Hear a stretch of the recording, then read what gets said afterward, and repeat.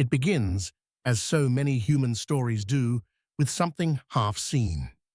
A shape beneath the surface, a signal on a screen, a rumor carried through academic hallways and campfire conversations alike, an anomaly that refuses to stay quiet. Across deserts, jungles, mountains and cities, the ground beneath our feet is layered with memory. Civilizations rise, fall, and are covered over, sometimes gently by time, sometimes deliberately by human hands. Archaeology tells us that the past is patient. It waits. But patience does not guarantee permission. What happens when discovery is not followed by revelation, but by silence? In the modern imagination, archaeology is a noble pursuit. Scholars brushing dust from stone, piecing together the story of who we were so we might understand who we are. Yet the reality is more complicated. Every excavation exists at the intersection of curiosity and authority. To dig is not merely to uncover artifacts, it is to challenge timelines, beliefs, and power. There are moments when the earth offers something unexpected. A void beneath a monument thought solid, a temple older than history's accepted beginning, a tomb sealed so carefully it seems to resist the future itself. These moments spark excitement, wonder, and sometimes fear. And then, just as suddenly, the work stops, permits are revoked, equipment is removed, trenches are filled, doors remain closed. Official explanations arrive dressed in reasonable language: preservation, safety, stability, respect. And often, those reasons are valid. The past is fragile. One careless action can erase centuries of information. But there are cases where caution feels less like care and more like erasure, where questions are not answered, only buried deeper. This is not a story about secret cabals or hidden masters. It is something quieter, more human. Institutions, like people, have narratives they rely on, histories that support identity, timelines that anchor meaning. When evidence appears that complicates those narratives, the response is rarely dramatic. More often, it is administrative, a form not approved, a study postponed, an excavation delayed indefinitely. The result is the same. The ground closes again. Throughout history, knowledge has not only been lost to fire, flood, and conquest. It has also been set aside intentionally, libraries sealed, sites protected to the point of invisibility, questions deemed premature or dangerous. This series explores moments like these: discoveries made, then quietly undone, sites identified, then reburied, evidence glimpsed, then withheld, not to prove a single forbidden truth, but to examine a pattern, the uneasy relationship between discovery and control. Each story begins with promise. A scientist following data, a team responding to something real and measurable, a structure, a chamber, a pattern that does not quite fit. These are not fantasies born in isolation, but observations made in the open, often documented, sometimes peer-reviewed. And yet, the story pauses, sometimes forever. What lies behind a sealed door matters less, perhaps, than the act of sealing it. Because every decision to stop digging is also a decision about whose questions are allowed and whose are deferred. It reveals how we choose to manage uncertainty. We like to believe history is fixed, written in stone, but stone can be covered. And history, it turns out, is negotiable. As we begin this journey, the question is not whether the past holds secrets. It always has. The question is why, in an age of satellites and scanners, some answers remain just out of reach. Not because we cannot uncover them, but because we choose not to. What are we protecting when we leave the Earth undisturbed? And what might we lose by never looking again? It began with a tremor, not in the ground, but in the data. In 1993, beneath the towering silence of the Great Sphinx of Giza, seismic equipment registered a rectangular void beneath the monument's pores. The instruments, impartial and unblinking, hinted at a hidden chamber, precisely where ancient legends claimed a vault of knowledge might rest. Dr. Zahi Hawass, then head of the Giza Plateau, stood at the center of it all. A respected figure in Egyptology, he had initially championed the drilling project. Alongside geophysicist Thomas Dobecki and Egyptologist Joseph Shaw, the team mapped what appeared to be interconnected tunnels beneath the Sphinx. The data was clear. This was not ordinary limestone. There were anomalies, geometric, deliberate, voids carved into history. For a brief moment, it felt like the veil of myth might lift. The chamber, large enough to be a tomb or repository, echoed the ancient prophecies of Edgar Cayce, who once predicted that hidden beneath the Sphinx lay a hall of records containing the wisdom of Atlantis. Such claims, dismissed by academia, suddenly seemed less fanciful. Then, without warning, everything halted. The project was cancelled. Equipment was removed. The exploratory holes were sealed with concrete. Hawass, once the project's loudest advocate, reversed his stance. In public statements, he denied the existence of any chambers, contradicting both the radar data and his previous words. Shaw, the project's funder, was banned from further work in Egypt. Other researchers were warned, "Speak, and your careers might end." Dobecki, years later, expressed deep frustration. "The data shows something is there," he said. "We just weren't allowed to find out what." The Sphinx, weathered by millennia of sand and silence, had offered up a secret. But instead of opening it, the world turned away. Why? Some say it was national pride, that Egypt feared the implications of a chamber that might revise its foundational narratives. Others suggest more pragmatic motives: tourist revenue, archaeological turf wars, or fear of being associated with fringe theories. Still others whisper of something found, artifacts, inscriptions, that didn't align with accepted history. What remains is uncertainty. There is no doubt a void exists beneath the Sphinx. The seismic signatures are public. The interviews, the early photos, the documented project plans, they all point to something real. And yet, the chamber is sealed. The records vanished into bureaucracy. We are left with a strange silence, where once there was anticipation. In many ways, the Sphinx is a perfect symbol for this pattern. Carved in the likeness of ancient kings, it gazes eternally forward, its eyes fixed on the rising sun. But beneath that stoic gaze, its foundation holds something unseen, something found, then buried again, not by the sands of time, but by conscious decision. What truth rests in the darkness beneath its pores? What story waits in stone, silenced before it could speak? In the end, it's not just the chamber that was sealed. It's the moment, the possibility of rewriting what we thought we knew. Sometimes it seems we are more comfortable with mystery than revelation. And so the Sphinx remains as it has for thousands of years, watching, waiting, keeping secrets that are not lost, but deliberately left untouched.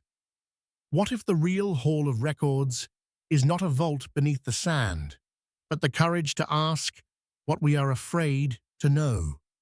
The stones rose like ghosts from the earth. In 1994, on a sun-scorched hilltop in southeastern Turkey, archaeologist Klaus Schmidt brushed away dust to reveal something impossible. Massive T-shaped pillars, some weighing over 20 tons, arranged in concentric circles, carved with animals that no longer roamed the land. This was Göbekli Tepe, a temple older than agriculture, older than writing, older even than the wheel. It stood in defiance of everything archaeology had taught us. Dated to around 9600 BCE, it predated Stonehenge by 6,000 years. And yet its creators, according to the textbooks, were supposed to be primitive hunter-gatherers, people who followed game across the steppes, not master builders erecting megaliths with cosmic precision. Schmidt's discovery demanded a new chapter in the story of civilization. But what startled him even more was what had happened after the temple's use ended. It had been buried, deliberately. Around 8000 BCE, someone or someones filled the structures with rubble, not scattered, not destroyed, buried, carefully, respectfully, as if to protect it. Why would an ancient people labor to construct this massive temple, use it for centuries, and then invest even more effort into hiding it? The question remains unanswered. Ground-penetrating radar reveals that what has been unearthed so far is only a fraction of the site, perhaps 5%. Beneath the remaining 22 acres lie dozens more enclosures, still untouched. After Schmidt's death in 2014, the digging slowed to a crawl. Permits were restricted. Excavation teams were shuffled. In 2018, steel roofing structures were built over the site, ostensibly to protect it from the elements, but the construction process itself involved heavy machinery and irreversible changes. Archaeologists expressed concern. Access became limited. Research, once open and international, was now guarded. The Turkish government placed the site under the authority of its Ministry of Culture and Tourism. The focus shifted from investigation to presentation, from science to spectacle. It's easy to see why. Göbekli Tepe, with its age and mystery, draws visitors from around the world. It invites questions that textbooks aren't ready to answer.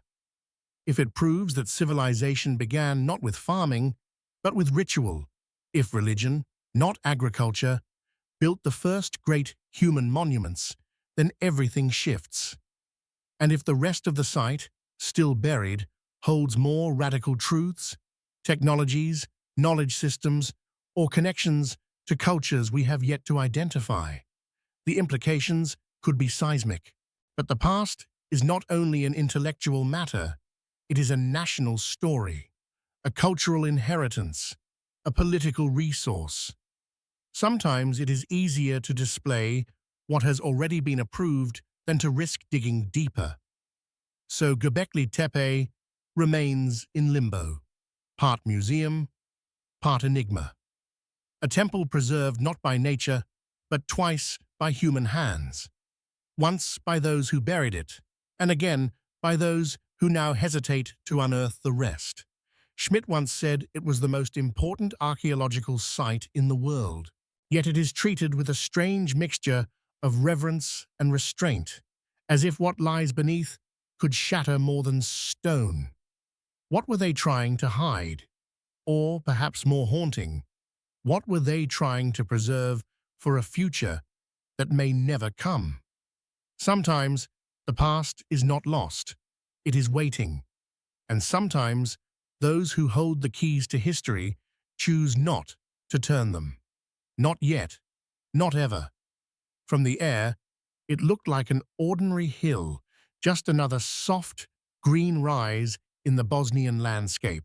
But in 2005, Sam Osmanagic, a Bosnian-American researcher, stood before the largest of these hills near the town of Visoko and made an audacious claim.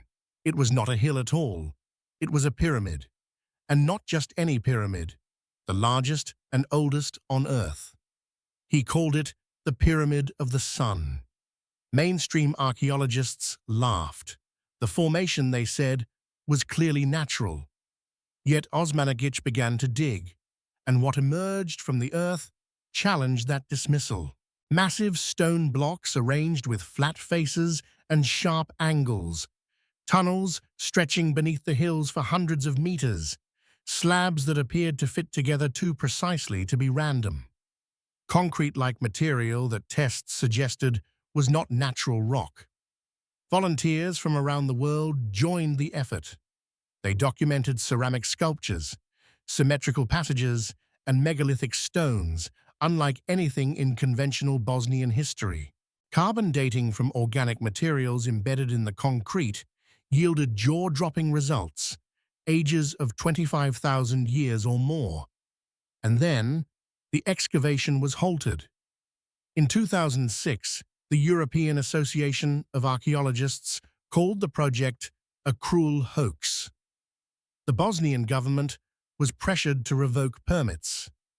The National Commission declared there was no evidence of pyramid structures, though they had not conducted an independent survey. The verdict was handed down before the investigation was complete. Researchers who dared to express interest were warned association with the project could end careers. Still, Osmanagic persisted, funding continued exploration through private donations. The tunnels revealed more mysteries: electromagnetic phenomena, resonant chambers, geometric consistency, not the chaotic randomness of nature, but something intentional. If these formations were indeed man-made or modified by human hands, they would force a rewrite of European prehistory. They would suggest not just ancient construction, but a forgotten culture operating at a scale and sophistication unseen for tens of thousands of years. But academia had made its decision. The pyramids were a myth. The project, pseudo-archaeology. The site, an embarrassment to be ignored or discredited. Osmanagic was undeterred. He didn't ask for belief, only for the chance to investigate. He posed a simple question. If the hills are natural, why not prove it conclusively? Why stop the dig instead of continuing it? Silence followed. Perhaps what unsettled the establishment most wasn't the claim itself, but the possibility that it might be true. That ancient history is not a straight line, but a spiral, one that loops back into forgotten ages. And so, the pyramid remains. Not buried, but dismissed. Its tunnels remain open to curious tourists, while its stones remain closed to academic inquiry. The line between science and speculation is thin, and often political. What if we are so afraid of being wrong, we no longer allow ourselves to ask radical questions? What if the cost of protecting certainty is the burial of truth? In Visoko, the hills still rise, not as monuments to the past, but to the present's refusal to look closer. They may be pyramids. They may not, but they are definitely more than just hills. And the real story may lie not in what the stones are, but in why we are told not to touch them at all. It was not parchment, not leather, not papyrus. It was copper. In 1952, among the dusty scrolls of Qumran, archaeologists discovered something unlike any other in the Dead Sea collection. A scroll made of hammered copper sheets, etched with strange precision. Unlike the spiritual texts found nearby, this one was not theological. It was logistical. It was a treasure map. The copper scroll lists 64 locations around ancient Judea, each describing hidden caches of silver, gold, and sacred objects, some potentially from the Second Temple in Jerusalem. The amounts are staggering. Over 4,600 talents of precious metals, more than 100 tons, enough to rewrite the economic history of an era. Scholars were stunned. If the scroll was authentic, and many believed it was, this wasn't allegory. It was inventory, a list created to hide something very real. The search began. Over the decades, several researchers followed its cryptic directions into the deserts and ruins of the Judean wilderness. Among them, British scholar John Allegro, who claimed in the 1960s to have found one of the listed sites beneath an ancient structure in a remote valley. Then, the military arrived. Israeli authorities ordered the dig to cease. The site was deemed a restricted military zone.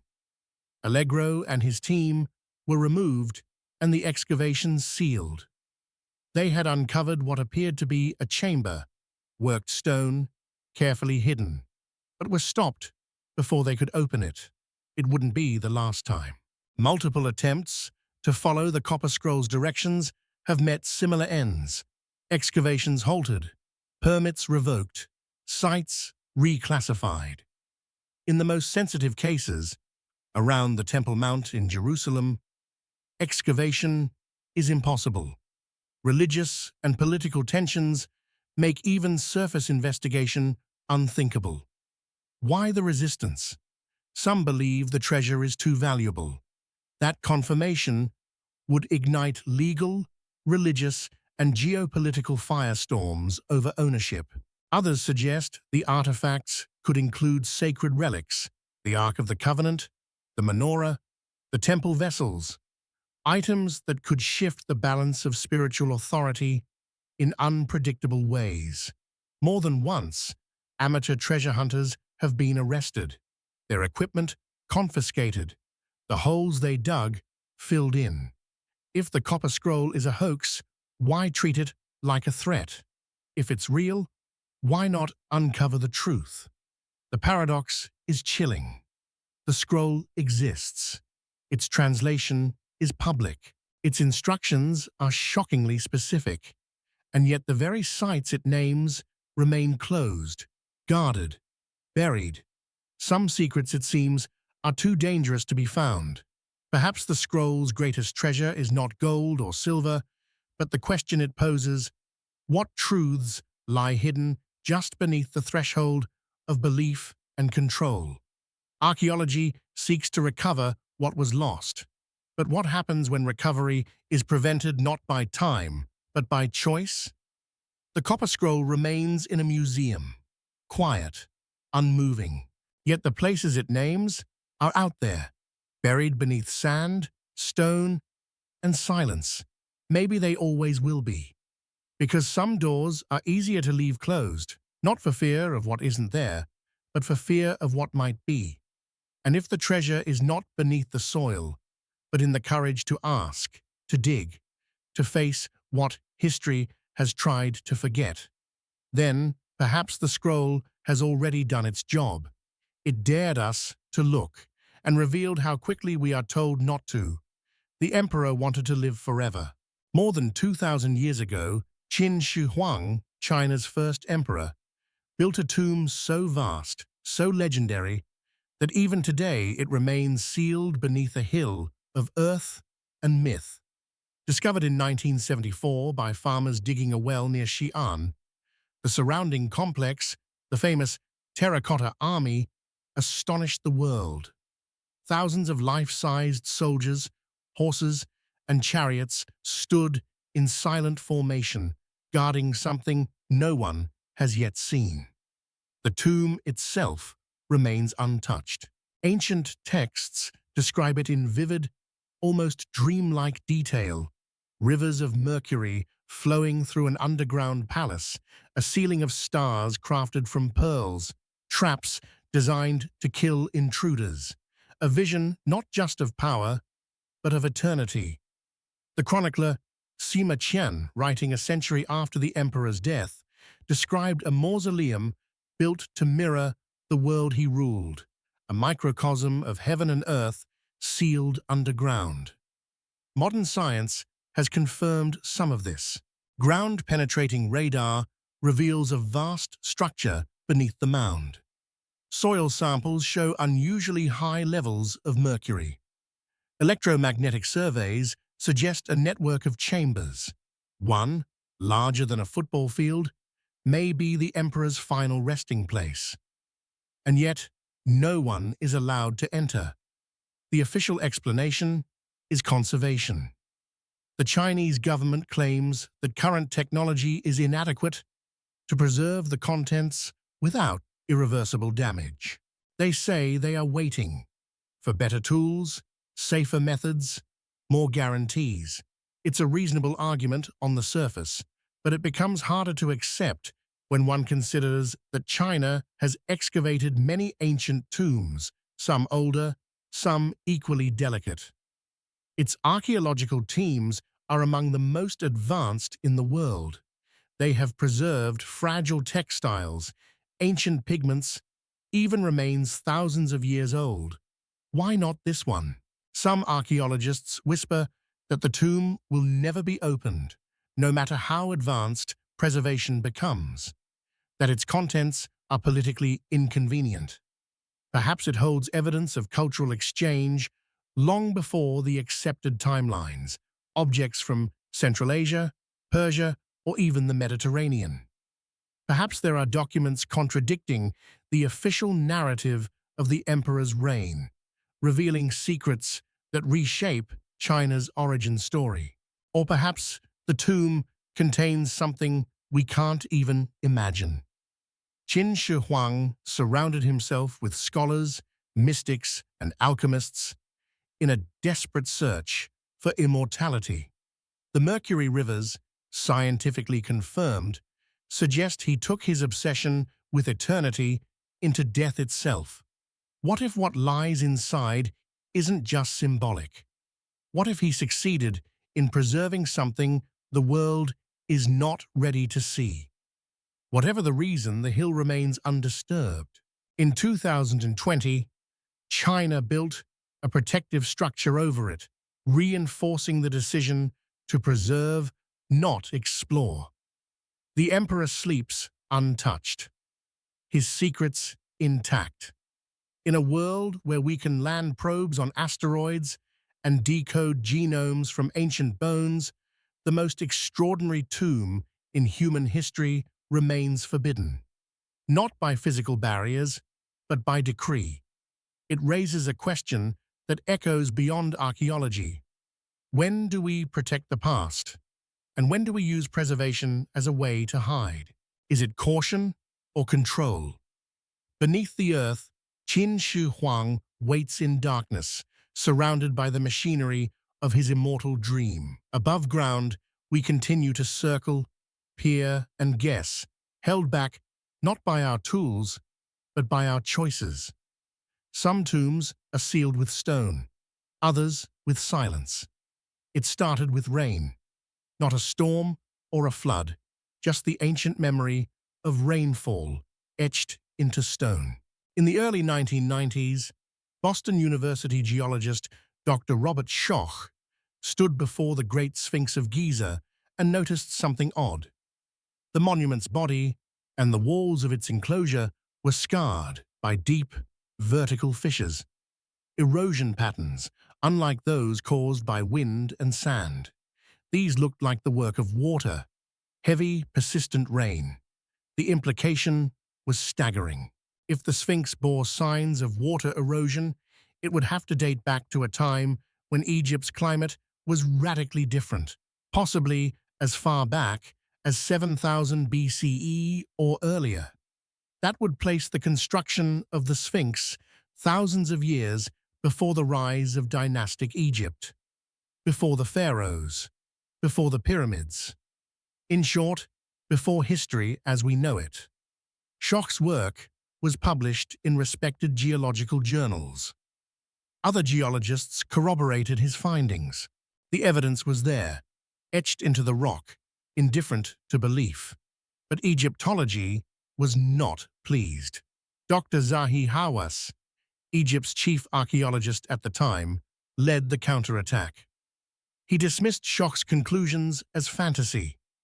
American hallucinations, he called them. Permits were revoked. Geological studies were blocked. Researchers were barred from accessing the Sphinx for further tests. In 1993, a multidisciplinary team led by John Anthony West, planned a comprehensive survey of the Sphinx using ground-penetrating radar, core sampling, and geological mapping. Their equipment was ready, permissions secured. Work began, and then, just days in, it was abruptly shut down. Authorities arrived, revoked their permits without explanation, and ordered the site filled back in. What had they found?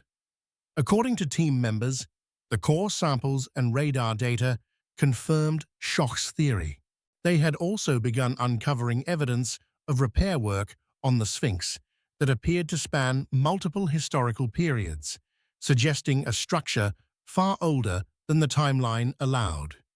Multiple phases of restoration, multiple ages, and just like that, it was over. Since then, Egypt has maintained strict control over research on the Sphinx. Studies have been limited to surface-level analysis. Geological tests that might challenge the accepted narrative are systematically denied. The erosion patterns remain, plain as day, untouched by centuries of denial. Yet the implications are buried beneath layers of academic gatekeeping and bureaucratic silence. Why the resistance? Some say it's about protecting Egypt's historical identity. Others suggest fear of the chaos that could follow if one of the world's most iconic monuments turned out to be the legacy of a forgotten civilization, and perhaps fear of being wrong. The Sphinx stands as a monument not just to the past, but to the fragility of certainty. It reminds us that history is not only written in books, it is carved in stone, weathered by wind and time, and sometimes by rain. What if the story of Egypt began long before pharaohs wore crowns? What if memory, like limestone, erodes and in its place we build myths? The Sphinx looks eastward, forever facing the dawn. Yet the truth of its age may lie not in the rising sun, but in the rain that once fell across a very different land. A land whose story we are still not ready to tell. It began with a whisper in the dark. In 1965, Argentine explorer Juan Morix descended into the Cave of the Teos, a vast labyrinth in the jungles of southeastern Ecuador. He emerged with an extraordinary claim that deep within the mountains he had found a metallic library, thousands of inscribed metal plates, alongside golden artifacts, strange statues, and remnants of a lost civilization. The world was skeptical. The story felt too grand, too fantastical, and yet it spread. In 1976, the whispers turned into a coordinated expedition. Over 100 people participated, including British engineers, Ecuadorian military personnel, and, most surprisingly, astronaut Neil Armstrong, who joined as an honorary guest. The team brought advanced equipment, mapped kilometers of tunnels, and confirmed the cave system's immensity. Some chambers stretched wider than cathedrals. Others extended hundreds of meters into the mountain's heart. The official reports were cautious. No metallic library was confirmed. But beneath the surface of these diplomatic statements, another narrative lingered. Several expedition members later hinted that discoveries had been made. Chambers with geometric designs, shaped walls, metal objects. Stan Hall, the British organizer, claimed that portions of the findings were classified by the Ecuadorian government, that access to certain chambers was abruptly restricted. After the expedition, the site was locked down. The Teos caves were declared a protected archaeological zone. Permits to explore were increasingly denied. Researchers who applied to revisit the deeper sections reported silence or outright rejections. In 2010, a brief window opened. An Ecuadorian-German team was allowed a limited survey. They found carved stones, ceramics, tool marks, and chambers that bore unmistakable signs of human modification. Then the door closed again. The caves were placed under military jurisdiction. Entry without government permission became a criminal offense. Armed guards were stationed. The silence deepened. Why? Was it merely preservation, or something more? The local Shuar people have long held their own stories.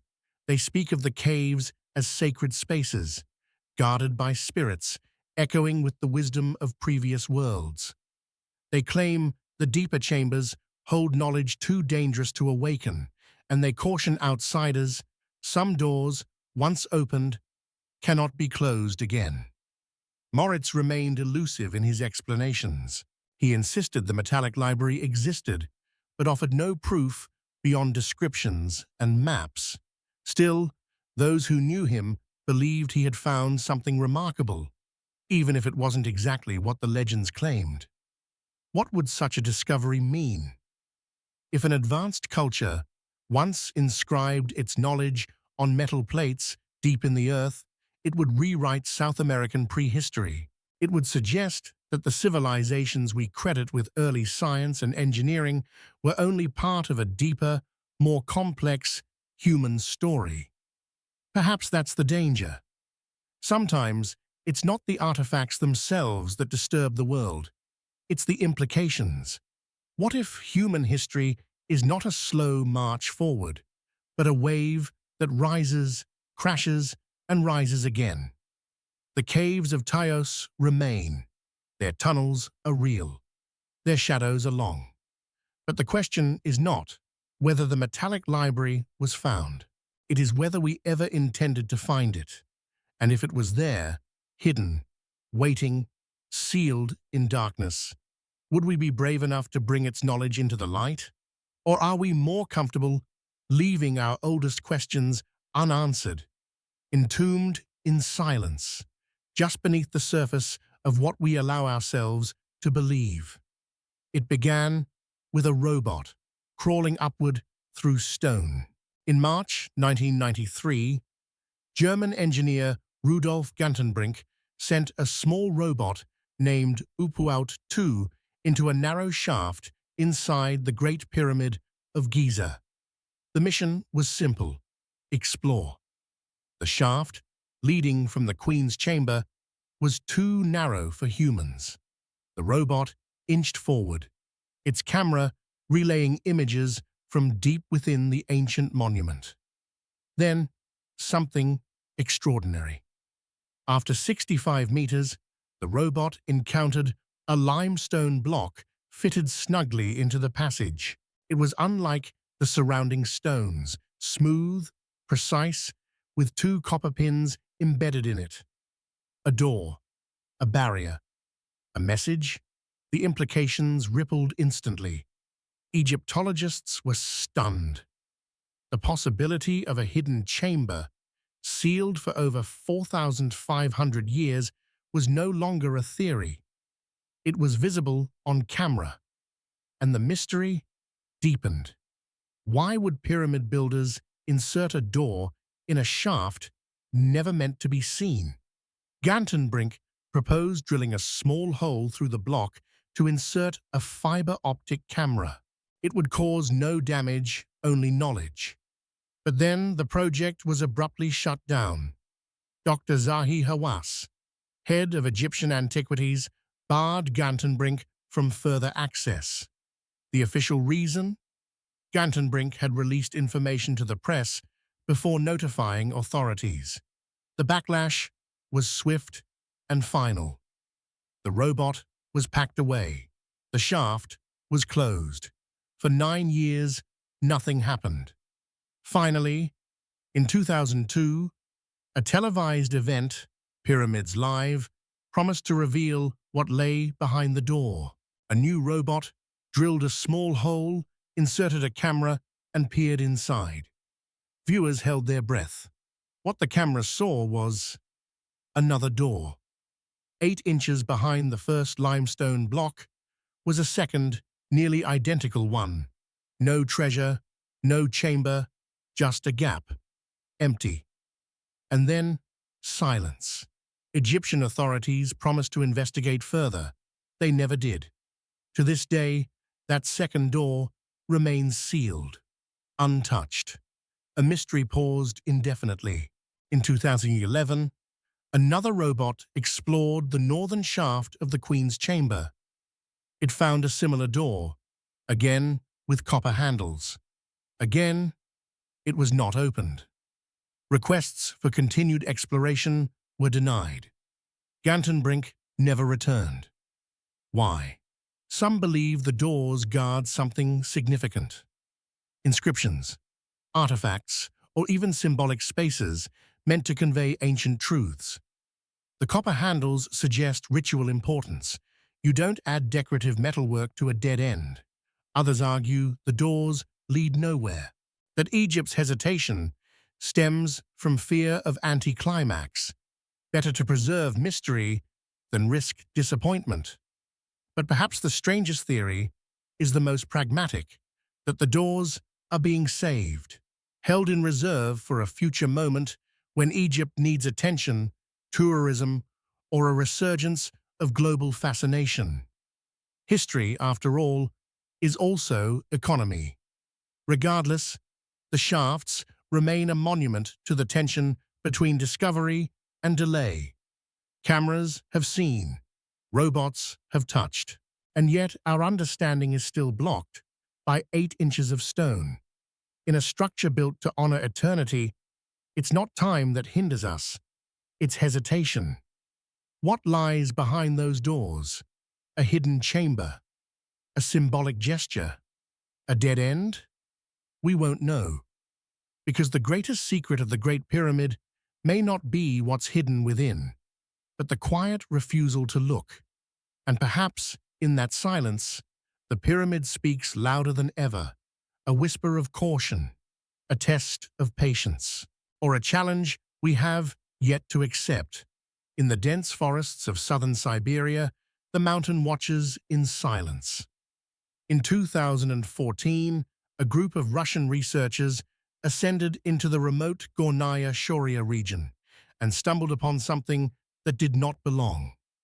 Towering stone blocks, some weighing up to 3,000 tons, stacked in formations that echoed walls. Their surfaces were flat, their edges angular, their placement precise. They seemed impossible. Geologist Vladimir Krynov and archaeologist Georgy Sidorov stood in awe before the megaliths. The stones bore clean lines and right angles, their forms reminiscent of ancient masonry found in Peru or Egypt, except far larger, and in a place with no known ancient civilization. Nature, some argued, can produce strange forms, but these stones did not look random. They looked assembled. Some blocks were fitted together so tightly that a blade could not slip between them. Others leaned at improbable angles, forming terraces and corridors. The formations spanned across a mountainside, half swallowed by trees and time. Then, suddenly, the area was closed. The Russian government designated the site a nature preserve. Access was restricted, research permits denied. Foreign scientists who requested to study the site were turned away. The official reason? Environmental protection. But locals whispered a different story. The site had always been there, they said, known in folklore as the work of ancient giants, long before history began. The structures had stood through memory and myth. It wasn't until the world began to pay attention that they were locked away. Why the secrecy? Russia has never shied away from showcasing its archaeological finds. It celebrates ancient burial mounds, Scythian treasures, and Paleolithic art. But Gornaya Shoria? It was different. Too large, too inexplicable. Some believe the megaliths predate any known culture in the region. If human hands shaped them, it would suggest a lost chapter in the history of Siberia, one involving tools, knowledge, and organization far beyond what was thought possible for the area. Others wonder if the stones are not man-made, but represent natural processes science has yet to understand. Either possibility demands investigation. Neither has been permitted. Instead, the mountain is quiet again. The stone blocks sit untouched, moss-covered and half-forgotten. Occasionally, hikers share photos, videos surface, but formal study, forbidden. Perhaps the silence is strategic. To admit these blocks were crafted by an ancient culture is to acknowledge we know far less about human history than we think. To admit they are natural formations is to confront a gap in geology. In either case, mystery wins. The mountain does not speak, but the message is clear. Sometimes the weight of a question is heavier than stone, and sometimes it is easier to bury the question than to face the answer. What if there was once a civilization in the heart of Siberia, one that built with impossible scale, then vanished without record? Or what if the earth itself is a sculptor, and we have not yet learned to read her signature? Either way, Gornaya Shoria remains sealed, not with gates or guards, but with distance, obscurity, and refusal. The blocks remain, massive, silent, waiting, a riddle in stone, unanswered not because it cannot be solved, but because we have chosen for now not to try. It began with a line, then another. Etched across the desert floor of southern Peru, the Nazca Lines had fascinated archaeologists and dreamers alike for decades. Massive geoglyphs of animals, spirals, and shapes best seen from the sky. But in 2013, it wasn't what lay on the surface that drew attention. It was what lay beneath. That year, a group of archaeologists working under official permit near the Nazca Plateau discovered an entrance, a descending stairway cut into stone, leading into the earth. Ground-penetrating radar confirmed their hopes. Multiple chambers branched below, forming what appeared to be a significant tomb complex. Unlike other Nazca burials, often shallow and looted, this one was intact, sealed.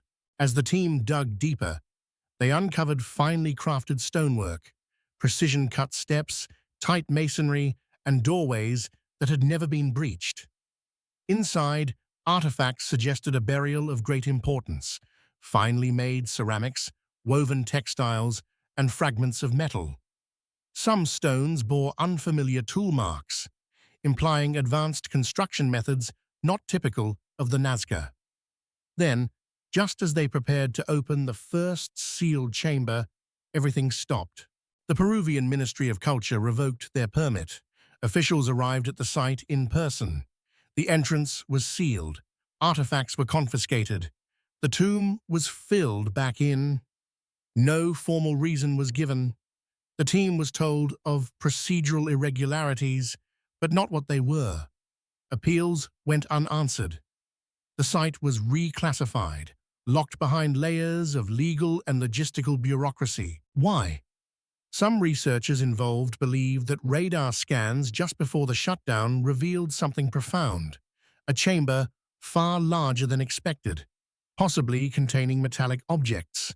Others suggest the construction techniques observed hinted at influence from a culture not thought to have interacted with the Nazca.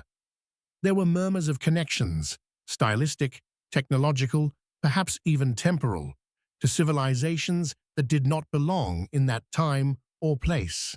The tomb had the potential to challenge the neat timeline of South American prehistory. And perhaps that was the problem. Peru has long wrestled with the tension between tourism and preservation, between archaeological truth and political narrative. A discovery of this magnitude could complicate heritage claims, unsettle funding structures, or ignite international disputes. So the tomb was buried again, not by sand, but by order. The archaeologists, disillusioned, dispersed. Some went silent. A few shared their frustration anonymously. One wrote, We were inches from something that could have reshaped everything, and it was taken from us. Now, the desert is quiet again.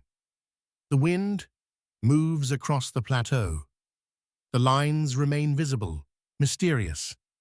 But beneath them, a deeper mystery sleeps, undisturbed, unopened. It raises a haunting question. If a discovery threatens to change what we think we know, will we ever be allowed to make it? The tomb beneath Nazca was not lost to time. It was deliberately reburied in ours. Sometimes, preservation becomes pretext. Sometimes, silence is policy. And sometimes, history is not rewritten, but locked away, door by door, beneath our feet, waiting for someone brave enough or permitted enough to ask again. What lies behind that sealed door? And why, when we finally stood before it, did we choose to turn away?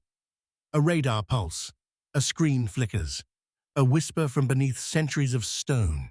In 1993, beneath the ancient pores of Egypt's Great Sphinx, seismic instruments detected something no one expected: a rectangular chamber 25 feet down. Its shape was deliberate, its position precise, right where myth and mystery had long whispered of hidden knowledge. Dr. Joseph Shaw, a Florida businessman and Egypt enthusiast, helped fund the investigation. He brought in a team of geophysicists and archaeologists, including Dr. Thomas DeBecky, to analyze the ground beneath the Sphinx. The data confirmed what rumors had only guessed: voids, tunnels, possibly chambers, an underground structure where none were supposed to be. Zahi Hawass, then director of the Giza Plateau, initially approved the project. Plans were made to drill down, explore the anomaly, and perhaps uncover a tomb, a vault, a hall of records, whatever lay hidden beneath one of the most iconic monuments on Earth. But as quickly as excitement built, it vanished. The project was cancelled without public explanation. Drilling equipment was removed. The small holes bored into the plateau were filled in with concrete. Hawass, once an eager supporter, shifted to open denial. He claimed no chamber existed, contradicting his earlier statements and the data he had once endorsed. Dr. Shaw was banned from the site. Other researchers faced sudden restrictions. Some were warned: speak about what you saw, and you may never work in Egypt again.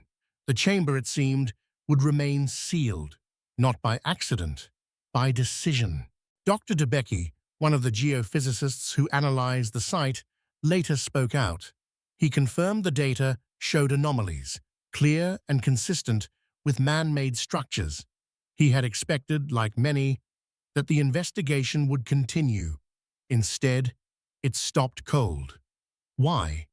One theory points to the legends, that beneath the Sphinx lies a repository of forgotten history, perhaps records of a pre-dynastic civilization or remnants of a culture long lost to time. Such a discovery would challenge Egypt's carefully maintained historical timeline, a timeline vital to national identity and pride. Another theory is more mundane: academic rivalry, institutional control, the politics of excavation. Hawass wielded immense influence. Controlling access meant controlling narrative. But perhaps the most haunting idea is this: they found something. Not an empty chamber, but something that couldn't be explained. Something that asked more questions than it answered. Whatever was discovered or feared, the response was the same: seal it, bury it, deny it. To this day, no further excavation has been permitted. The Supreme Council of Antiquities refuses requests to revisit the site. The chamber, if it exists, lies undisturbed beneath the Sphinx's eternal gaze. It is easy to forget how often progress depends on permission. That even science bows to power. That the deepest secrets are not hidden by nature, but by policy. The chamber is still there. The instruments saw it, the drills felt it, the silence confirms it. But for now, the Sphinx keeps its secret, and we are left to wonder what truth lies beneath those ancient pores. What story did we almost hear before it was sealed again in stone and silence? In a world obsessed with uncovering the past, we must ask, who decides what stays buried? And when the truth knocks, quietly, insistently, from beneath our feet, will we dare to listen? Or will we pour the concrete and walk away? The scrolls spoke of treasure. The radar whispered of chambers. But sometimes it is not what we seek, but where we seek it, that becomes too much to bear. The Temple Mount in Jerusalem is among the most sacred and contested places on earth. To Jews, it is the site of the first and second temples. To Muslims, it is home to the Al-Aqsa Mosque and the Dome of the Rock. To Christians, it is hallowed ground tied to the life of Jesus.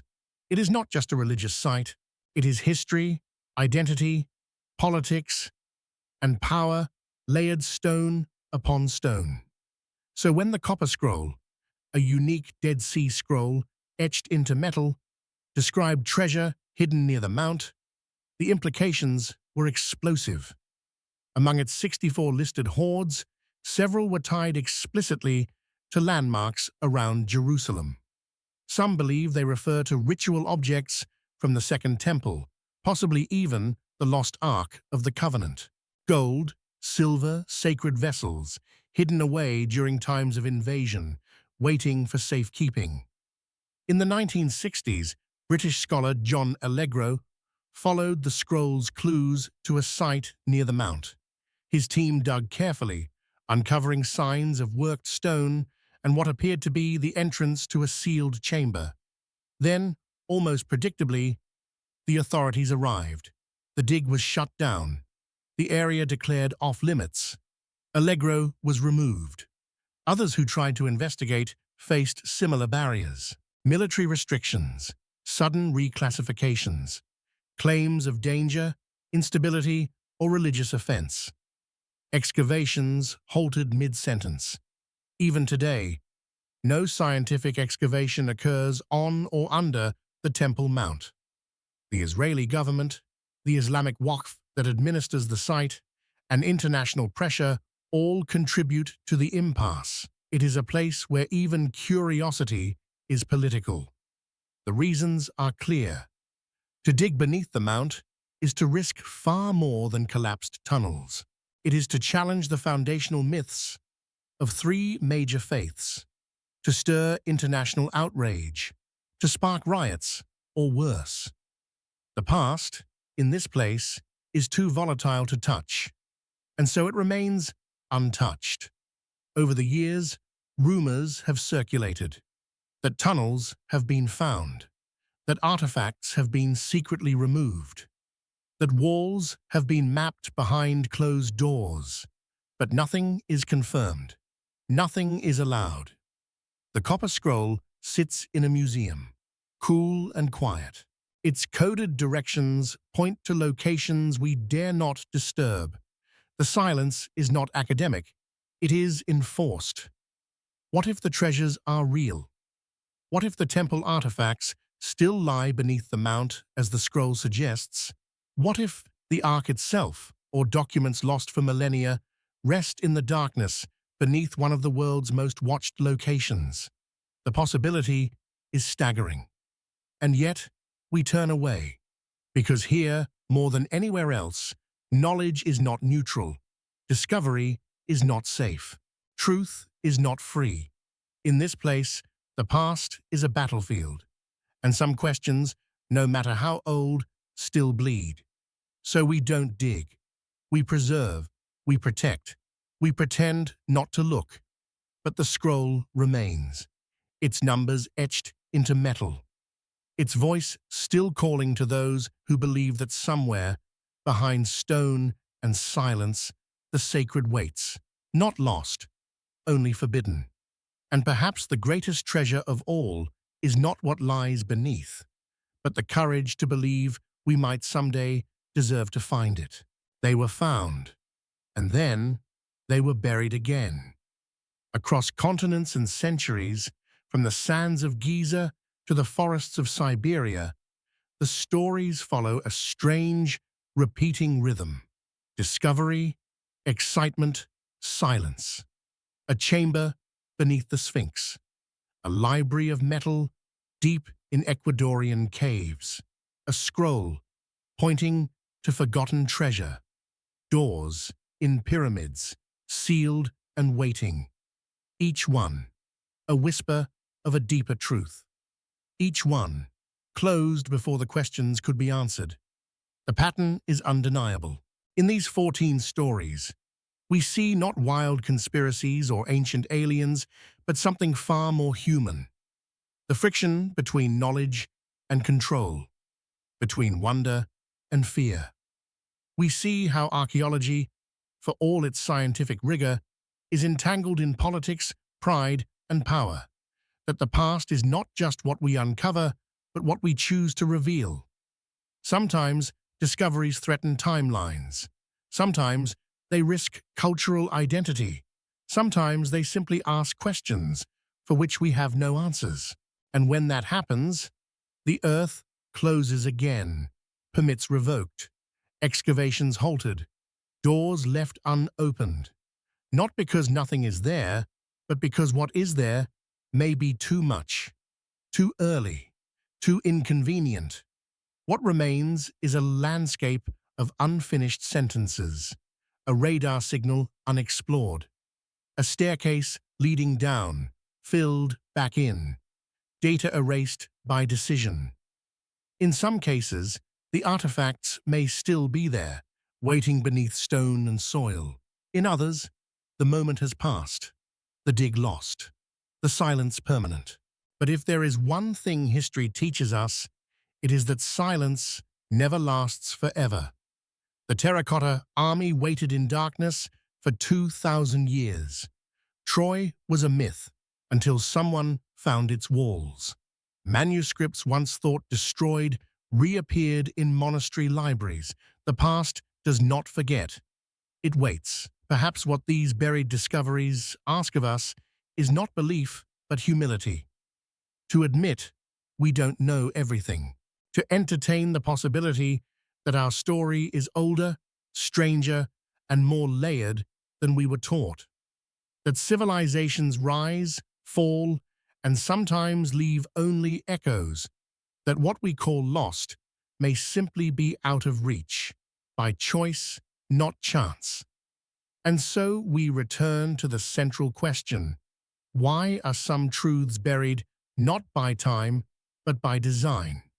Is it protection, preservation, or fear of what they might change? Whatever the reason, these stories are not about what's hidden beneath the earth. They're about us, our reluctance to open certain doors, our hesitation to rewrite what we think we know, our deep, enduring discomfort with mystery that feels too close. The past is not dead, it's just quiet. But every buried chamber, every sealed shaft, every forbidden excavation is a reminder that history is still being negotiated, still being written, still being hidden, and maybe one day uncovered. Until then, the earth holds its breath, and we, standing above it, must decide: do we keep burying the truth, or do we finally start listening for what calls to us from just beneath the surface?